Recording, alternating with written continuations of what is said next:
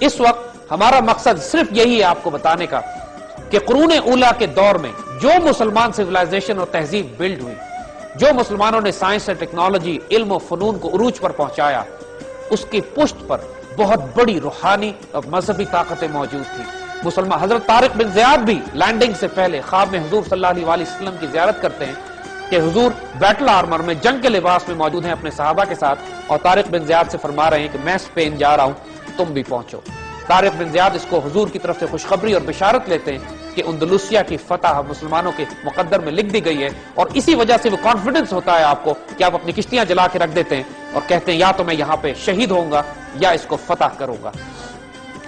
بار بار ہم اس بات کو ایمفسائز کر رہے ہیں کہ مسلمان معاشرے کی بنیاد روحانی ہوتی ہے، چاہے وہ مسلمان فوجوں کی فتوحات ہو، چاہے وہ مسلمان سوشل اور پولیٹیکل اور اکنامک ماڈل ہو، چاہے مسلمانوں کی جدید سائنسی تحقیقات ہو، ان سب کی بنیاد قرآن اور سنت اور روحانیت پہ مبنی ہوتی ہے۔ یہ ایک ایسا حیرت انگیز کارنامہ ہے مسلمانوں کا، ایک دنیا کو بالکل ایک نئی جہت انہوں نے دکھائی ہے کہ کائنات کی کوئی سائنس، کوئی علم ایسا نہیں ہے کہ جب تک اس کی بنیاد روحانیت پہ نہ ہو اس وقت تک وہ انسانیت کے لیے خیر کا باعث نہیں ہوتا۔